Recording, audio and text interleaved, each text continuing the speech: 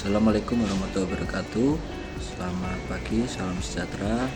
Hari ini saya akan memaparkan mengenai hasil self learning kami sebagai peserta PLDP 3 angkatan 2024 di LPP Agro Nusantara, perwakilan dari PTPN 12. Berikut hasil self learning kami mengenai materi. Yang pertama mengenai kepemimpinan, coaching and nurture people, dan managing innovation. Kami lanjut untuk hal kepemimpinan. Pertama, untuk definisi kepemimpinan adalah perilaku seseorang yang mampu membimbing, mengarahkan, dan mempengaruhi perilaku atau tindakan orang lain untuk mencapai tujuan. Ada 5 kebiasaan seorang pemimpin yang baik. Yang pertama, model of way atau memiliki tujuan. Yang kedua, inspire the shared vision, memiliki visi yang dapat menginspirasi. Kemudian yang ketiga adalah challenge the process, tertantang dalam proses. Kemudian enable others to act, mengajak orang lain untuk bertindak. Serta encourage the heart atau mendorong dengan sepenuh hati. Untuk yang model of the way atau seorang pemimpin harus memiliki tujuan. Yang pertama, pemimpin itu menetapkan prinsip-prinsip mengenai cara yang harus dilakukan untuk mencapai tujuan. Yang kedua, memberikan standar dan memberikan teladan untuk diikuti oleh seluruh anggota dalam tim. Terus kemudian yang ketiga, memberikan arahan serta rambu-rambu dan peluang untuk menuju tujuan akhir atau kemenangan. Lanjut yang kedua, inspire the shared vision atau memiliki visi yang menginspirasi. Para pemimpin penuh semangat dalam membuat perbedaan. Kemudian pemimpin punya gambaran masa depan yang cerah, unik dalam organisasi. Pemimpin memiliki daya tarik dan dapat menghidupkan visi untuk mencapai tujuan. Kemudian challenge the process. Pemimpin mencari peluang atau cara inovatif dan berani mengambil risiko untuk meningkatkan suatu organisasi. Kemudian pemimpin juga harus menetapkan tujuan kecil untuk menuju tujuan yang lebih besar. Serta pemimpin dapat mengurangi birokrasi ketika menghambat tindakan untuk memperlancar proses dalam pencapaian tujuan. Kemudian yang berikutnya, enable to act atau mengajak orang lain untuk bertindak. Ini jadi seorang pemimpin harus bisa mendorong kolaborasi dan membangun tim yang bersemangat. Kemudian pemimpin dapat secara aktif melibatkan orang lain dan saling menghormati untuk mendukung upaya yang luar biasa. Pemimpin berusaha menciptakan suasana kepercayaan dalam timnya.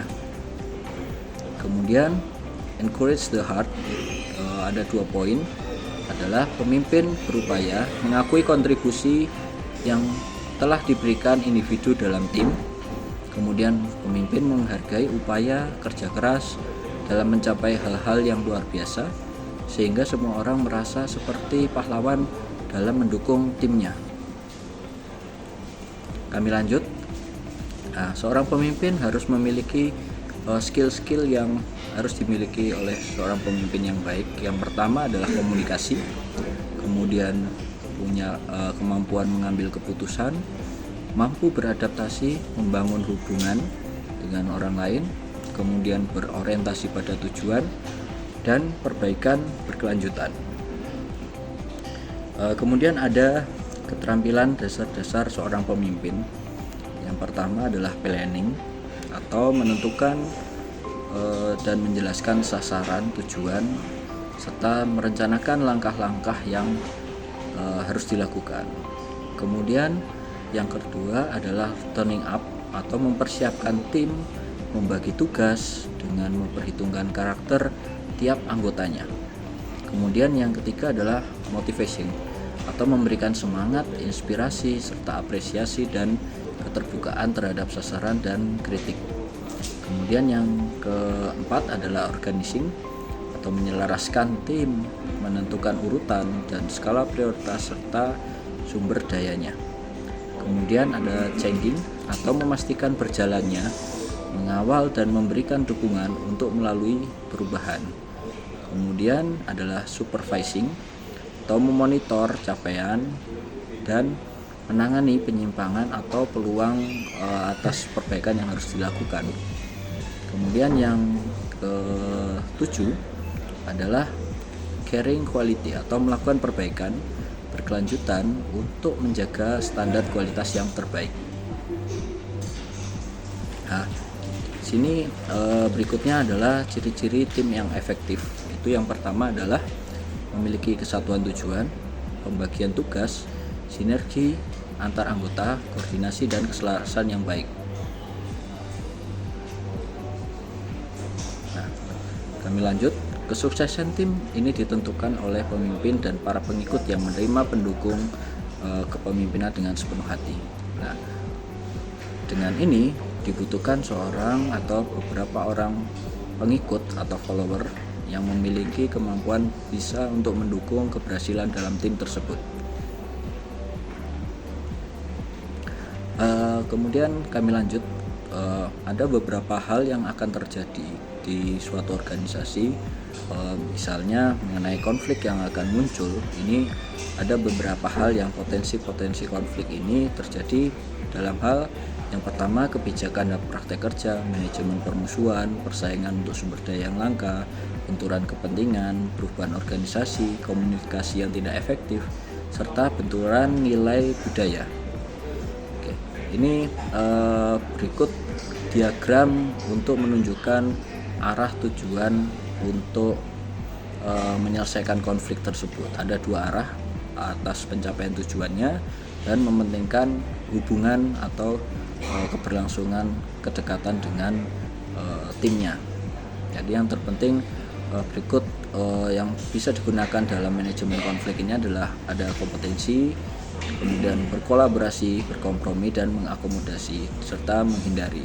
Ya, poin 2 dan sampai 4, kolaborasi, kompromi dan mengakomodasi ini adalah poin-poin yang seharusnya bisa dilakukan untuk menghindari konflik yang terlalu besar dan bisa menyelesaikan masalah atas konflik tersebut.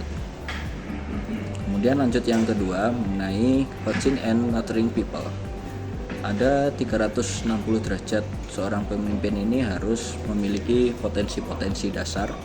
Yang pertama, pemimpin sebagai atasan ini membantu anak potensinya bersedia menjalankan dan menjadi panutan. Kemudian pemimpin yang memimpin dirinya sendiri, jadi membuat dirinya sendiri punya rasa disiplin, senantiasa menjadi yang lebih baik untuk mengarahkan nanti ke depan timnya masing-masing. Kemudian pemimpin berada di tengah organisasi, jadi di antara para pemimpin yang lain, jadi dia punya peran membantu peran rekannya, memberikan ide, saling menghargai untuk mendapatkan hasil yang terbaik. Kemudian juga proses mempengaruhi atasan. Ini bisa mengenai mempermudah atau meringankan beban atasan dengan bersedia melakukan apa yang orang lain tidak berkenan melakukannya. Kami lanjut, pilihan pendekatan dalam pengembangan individu. Yang pertama ada training, mentoring, coaching, dan counseling. Kemudian seorang pemimpin ini harus memiliki 4 poin penting, atau di sini ada empowering, memberdayakan, ada penguatan, ada menghubungkan dan dapat menginspirasi.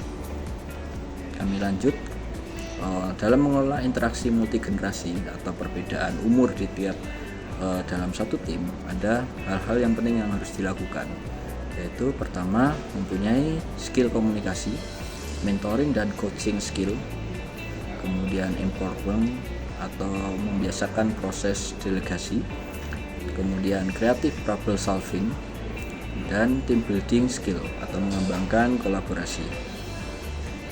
Kami lanjut untuk yang managing innovation. Inovasi itu adalah suatu yang baru, yang berbeda dengan hal-hal yang sudah dilakukan. Ada beberapa pengertian inovasi menurut Nurdin, Saud, dan Kunoyoshi Urabe. Ini pada intinya adalah sesuatu praktek yang baru ini itu bisa diadopsi dan digunakan sebagai di organisasi untuk meningkatkan pencapaian terhadap tujuan sebelum-sebelumnya mengarah ke perbaikan dan mengarah yang lebih baik dalam suatu organisasi. Di manajemen inovasi berikutnya, proses ini dilakukan oleh perusahaan untuk mengidentifikasi, mengevaluasi, dan mengimplementasi ide-ide yang baru yang inovatif. Ada beberapa manfaat inovasi. Yang pertama, memberikan solusi untuk memecahkan masalah, meningkatkan daya saing dan produktivitas seseorang. Kemudian ketiga, dapat menghasilkan sesuatu yang unik. Dan kemudian tujuan inovasi ini adalah yang pertama, meningkatkan kualitas produk dan layanan, meningkatkan kepuasan pelanggan dan memperluas pasar, membuat pasar baru, kemudian membantu menjadi lebih efektif dan lebih efisien. Kunci-kunci inovasi yang harus diperhatikan adalah yang pertama adalah creating atau mengetahui cara menciptakan solusi yang kreatif, kemudian facilitating, mengetahui cara mendapatkan sumber daya yang dibutuhkan, kemudian advocating, melindungi, membina, menjembatani tim untuk membangun inovasi yang lebih baik, kemudian directing, memberikan arahan yang jelas tentang cakupan inovasi yang harus dilakukan, kemudian foresting atau menjaga dan menumbuhkan budaya dan perilaku inovasi. Sekian dari kami, terima kasih, sampai ketemu di video YouTube berikutnya. Dadah. Assalamualaikum warahmatullahi wabarakatuh.